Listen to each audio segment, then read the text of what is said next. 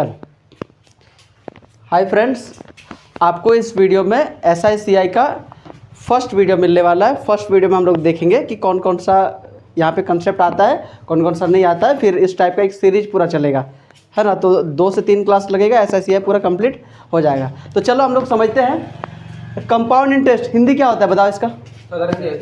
नहीं, चक्रवृद्धि ब्याज। चक्रवृद्धि ब्याज। और इसका सिंपल बोले तो साधारण ब्याज ना, साधारण ब्याज। कोई अंतर बता दोगे? अंतर बस इतना है कि अगर हम मान लो किसी बैंक से या किसी आदमी से ही ले लिए 1000 रुपया ले लिए, ठीक है, 1000 रुपया ले लिए। इस केस में भी 1000 रुपया ले लिए। इसको बोलते हैं हम लोग क्या, प्रिंसिपल। इसको क्या बोलते हैं?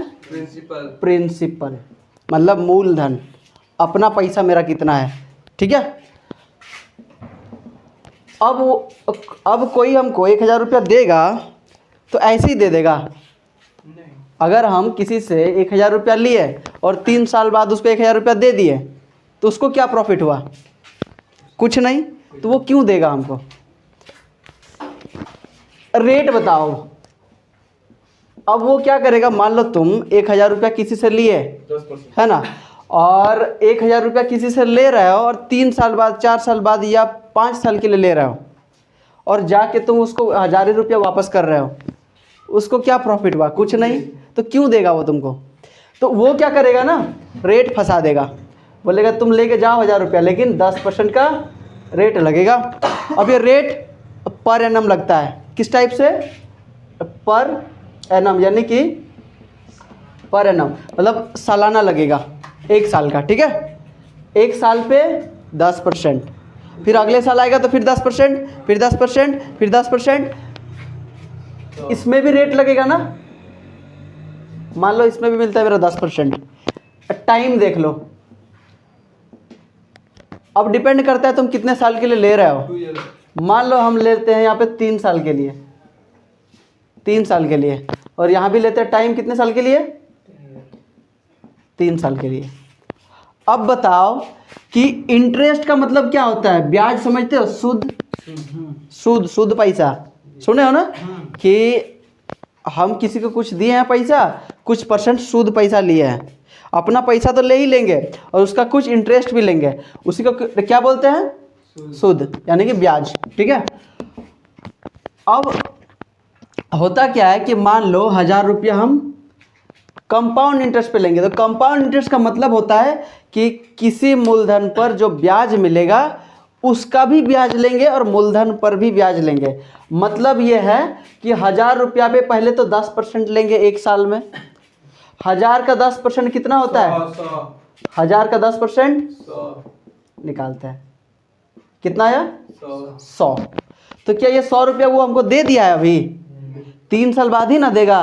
तो ये 100 रुपया भी उसके पास रह गया 2 साल के लिए, यानी अब इसका भी इंटरेस्ट हमको चाहिए अगले साल, है ना। तो यानी इंटरेस्ट का भी इंटरेस्ट चाहिए और 1000 रुपया भी तो 3 साल के लिए रखा है, तो तीनों बार 10-10% इसका भी चाहिए, है ना। यानी 100, 300 इसका भी चाहिए। और इंटरेस्ट भी तो रखा हुआ है ना। 100 रुपया दिया कहाँ था हमको? 3 साल बाद ना देगा। यानी ब्याज भी 3 साल बाद देता है, इसलिए ब्याज का भी ब्याज। इसीलिए इसको क्या बोलते हैं? Compound interest. समझ आ रहा है? ठीक, हाँ, इंटरेस्ट का इंटरेस्ट। अब समझना इधर, ये क्या है? Simple interest. सिंपल इंटरेस्ट में ये ब्याज क्या ब्याज, ये झोल नहीं रखना है ना। चुपचाप प्रिंसिपल का इंटरेस्ट ले लो, इसलिए तो नाम है सिंपल इंटरेस्ट, है ना। ये ब्याज पे ब्याज, ब्याज पे ब्याज, इतना झोल झपाटा नहीं करना है। देखो इसका प्रिंसिपल कितना है? 1000 रुपया, 10% का रेट है, 3 साल का समय है, तो 3 साल में 30% लगेगा। 1 साल में 10%, 2 साल में 20%, 3 साल में 30%, मिला के 30% हुआ। यानी कि 1000 का 30% निकाल दो बस, यानी कि कितना आया? 300 रुपया। लेकिन कंपाउंड इंटरेस्ट में इसमें थोड़ा सा बढ़ जाएगा, देखना कैसे बढ़ेगा। निकालने का बहुत सारा मेथड है, ठीक है। तो फिलहाल इधर समझना। नहीं, पैर लग गया। यहाँ देखो, अब ये प्रिंसिपल मेरा कितना है 1000 रुपया, रेट मेरा कितना है 10%, और समय कितना था 3 साल। अब समझना इधर, अगर ऐसा कंडीशन है तो पहले हम एक मेथड आता है जिसको फर्स्ट मेथड बोलते हैं, ट्री मेथड। ट्री मेथड, इस मेथड से बड़ा अच्छा से बन जाएगा आसानी से। समझना अब किस टाइप से बनेगा, कि सबसे पहले ये फर्स्ट साल, सेकेंड साल और ये थर्ड साल, थर्ड ईयर, ठीक है। प्रिंसिपल पे 10% रेट ले लो, तो प्रिंसिपल कितना है 1000, इसका 10% कितना होता है 100, तो फर्स्ट साल 100 रुपया मिला, सेकेंड साल के लिए भी तो 1000 रुपया मेरा उसी के पास है ना। तो फिर से सेकेंड ईयर में भी इसका 10% कितना 100 रुपया। क्या तीसरा साल के लिए वो 1000 रुपया रखा नहीं था मेरा, यानी कि इसका फिर से थर्ड ईयर में भी 10% लगेगा, यानी तीनों साल के लिए 100 रुपया मिल गया हमको। ये खाली प्रिंसिपल का इंटरेस्ट है, प्रिंसिपल जो रखा था मेरा 1000 रुपया वो 3 साल के लिए, वो तीनों साल के लिए 10%। क्या ये पैसा हमको दे दिया था वो सब मिला के लास्ट में ना देगा, तो ये पैसा भी तो 2 साल के लिए रह गया उसके पास, रहा कि नहीं। तो इसका भी 10% हमको चाहिए, इसका 10% कितना होगा यानी कि 10 रुपया, ठीक। और ये 100 और ये 100 अभी तक दिया नहीं हमको, थर्ड ईयर में ना देगा, यानी 100 कितना हुआ 200, ये 200 थर्ड ईयर में इसका भी तो इंटरेस्ट लेंगे हम। ये पैसा दे देता तो नहीं लेते हैं, लेकिन ये दोनों पैसा भी उसी के पास था, मिला के दे रहा है, यानी ये 100 रुपया और 100 रुपया दोनों 200 रुपया उसके पास था मेरा, तो इसका भी 10% चाहिए हमको, यानी 200 का 10% 20 रुपया, ठीक है। क्या ये 10 रुपया हमको दे दिया है वो, थर्ड ईयर में ना देगा, तो इसका भी 10% हमको चाहिए। मतलब देख रहे हो यहाँ पे इंटरेस्ट का भी इंटरेस्ट लग रहा है ना।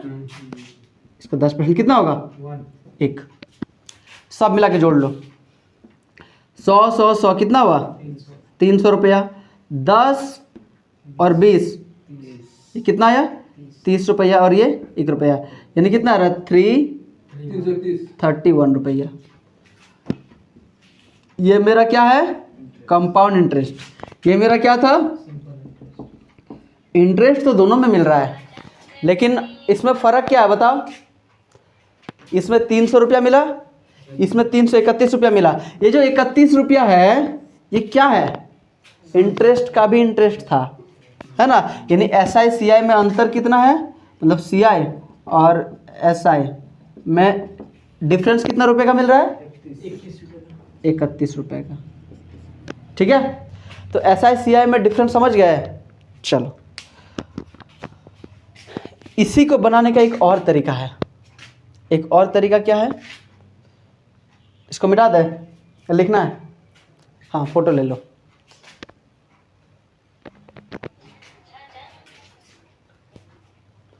आगे बढ़े, समझ आ रहा ना जी, लिख रहा है कि नहीं, आंख लाल हो गया तुम्हारा। चलो देखो इधर, अभी पढ़ लो, पता नहीं ये चैप्टर फिर से कब स्टार्ट करेंगे, है ना। साथ में निपट जा रहा है SI और CI दोनों भी। चलो देखो, अब हम कर रहे हैं इसमें एक और तरीके से, इसको क्या बोलते हैं रेशियो मेथड। क्या बोलते हैं रेशियो मेथड।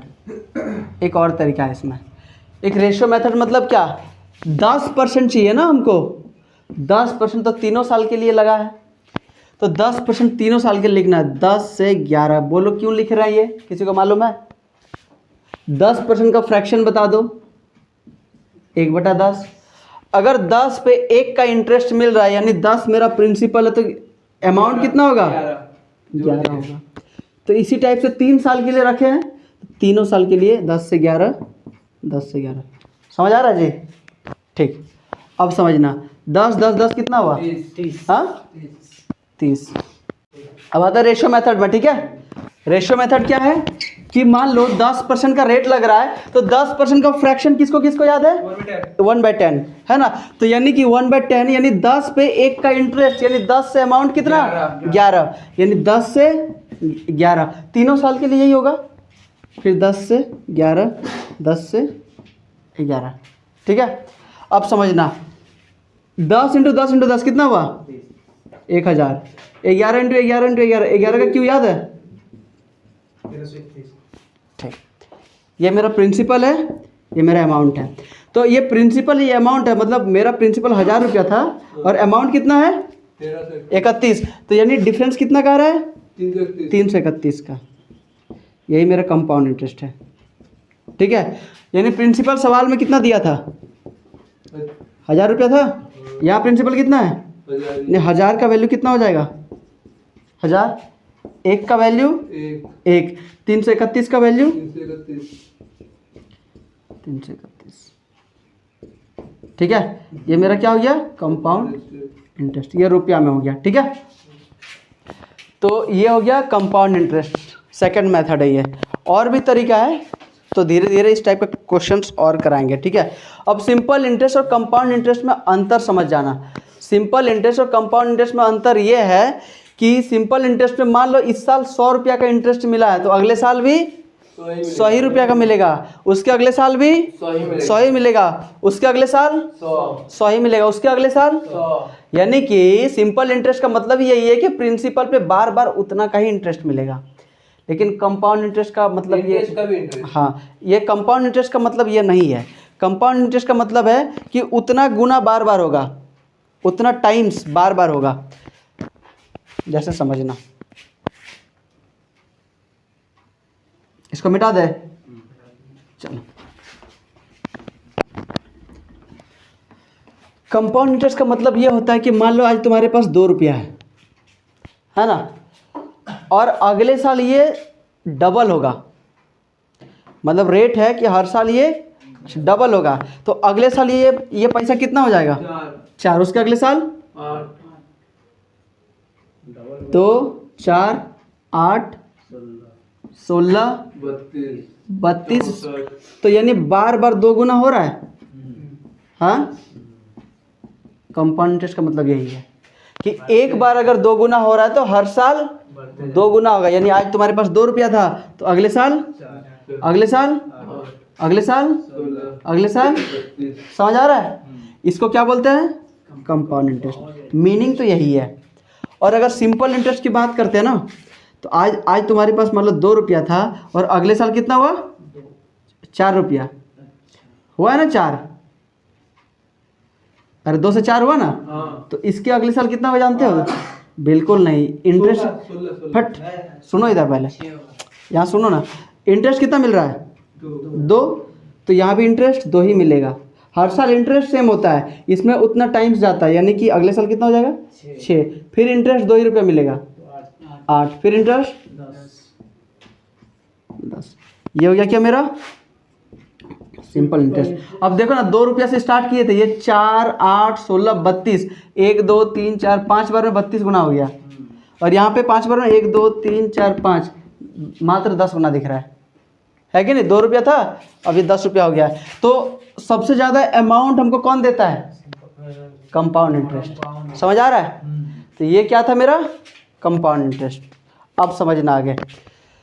अब एक्चुअली में निकालना है इक्विवेलेंट इंटरेस्ट। 2 साल का अगर हम लोग को सीधे मालूम चल जाए तो हम लोग सीधा इंटरेस्ट निकाल सकते हैं। मेरा कहने का मतलब ये है कि मान लो सिंपल इंटरेस्ट की बात करते हैं, हम दोनों को साथ में लेके चल रहा है, तो समझ में आ जाएगा ना।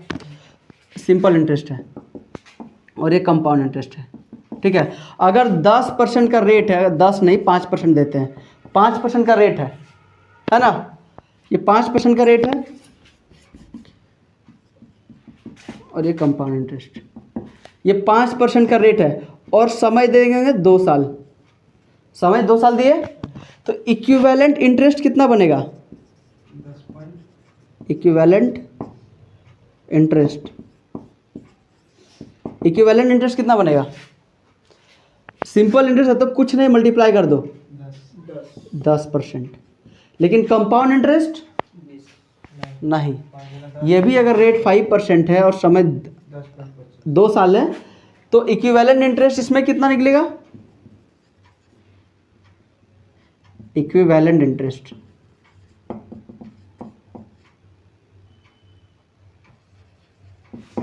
ठीक है, इक्विवेलेंट इंटरेस्ट तुम्हारा इसमें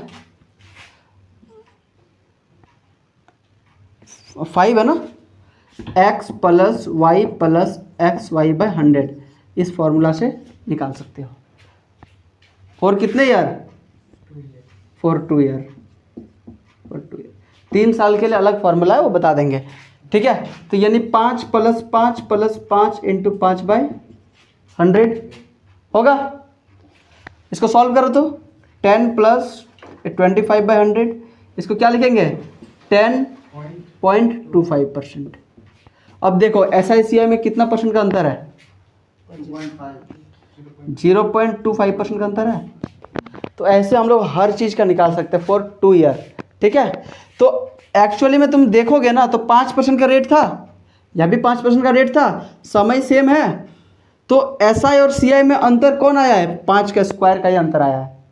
5 का स्क्वायर कितना होता है? 25 है ना, 25, इसी का अंतर आया है। तो चलो हम लोग इसका डिफरेंस निकालते हैं। पहले मिटा दे या लिखोगे? चलो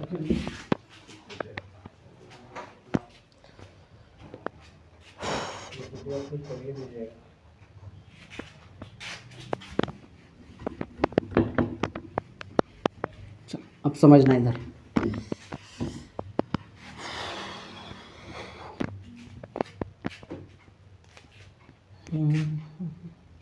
चलो, compound interest for 2 year, compound interest for 2 year. अच्छा, परसेंटेज में चाहिए। ठीक है, मान लो ये रेट है मेरा, यहाँ तक आएगा कि नहीं पता नहीं, यहाँ चेक करते हैं। ये मेरा रेट है मेरा, ये मेरा क्या है? टाइम है। ये तुम्हारा टाइम है। मान लो ये तुम्हारा टाइम है। रेट कितना दिया हम? 5%।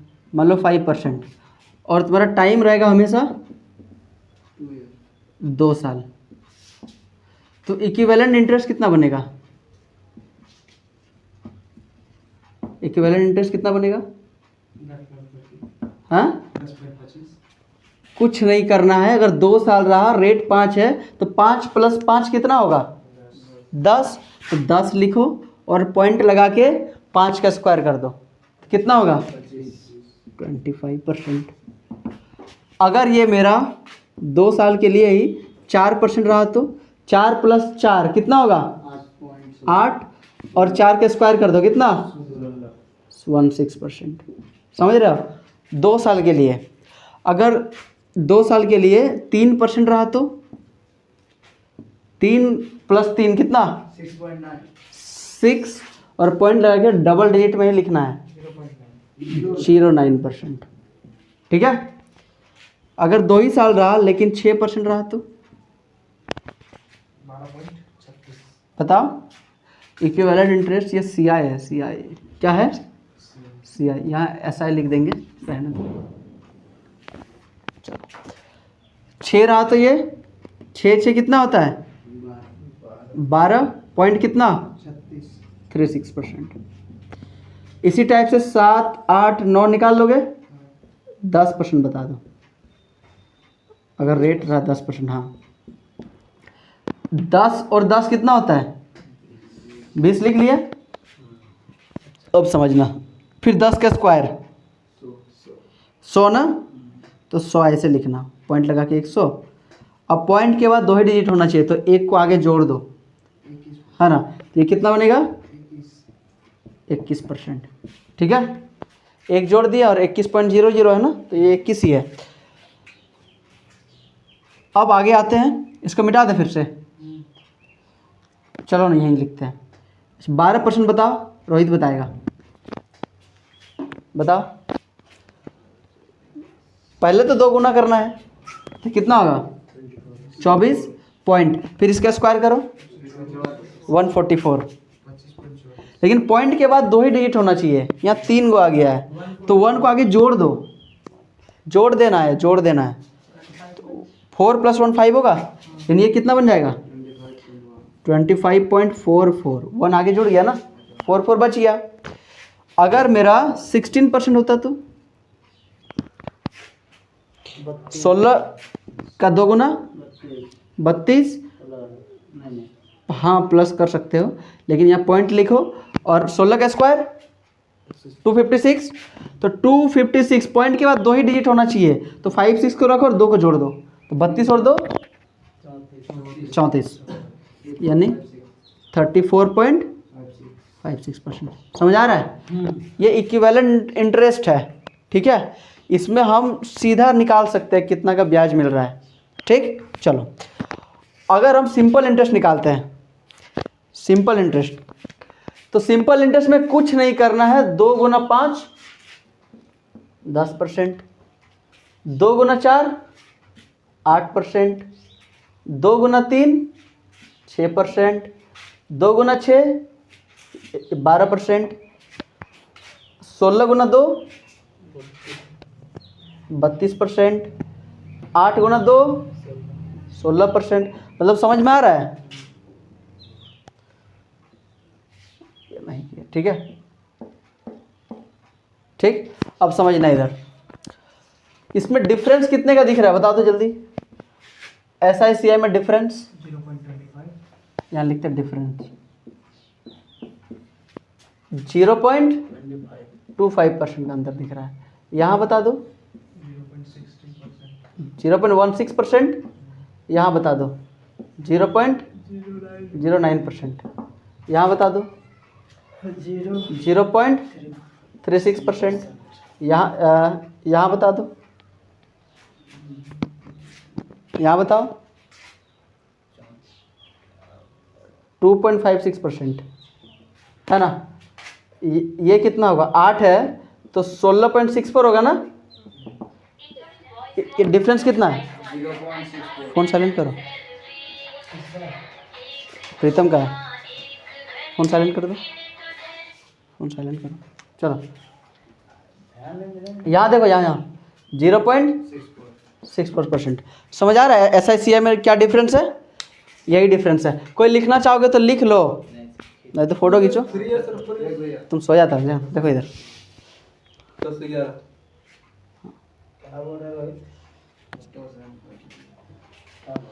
फोटो सेंड कर दिया जाएगा। अरे चल जाएगा ग्रुप में, मिटा दे, मिटा दे। अब कुछ क्वेश्चंस दे रहा है, तुम लोग को आंसर देना है, ठीक है।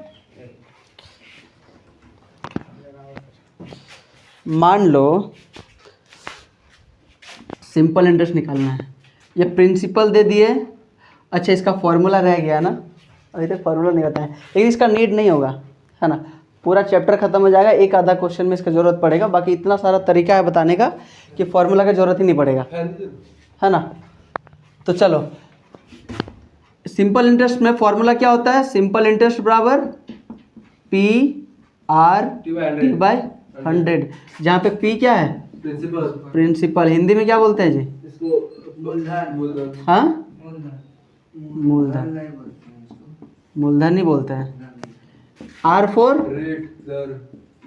रेट, मतलब ब्याज, ब्याज दर, है ना। और T फॉर टाइम, मतलब समय, PR/100। कंपाउंड इंटरेस्ट बता दो। कंपाउंड इंटरेस्ट में A बराबर P इंटू 1 प्लस R/100 का पावर n बोलो या T बोलो, वहाँ T लिया तो यहाँ भी T ले लेते हैं, है ना। या A क्या है? अमाउंट। और कैसे बोलते हो जी? P कितना है? P क्या है? प्रिंसिपल है। R क्या है? Rate, T time. ठीक है, रुक जाओ, अब समझना इधर।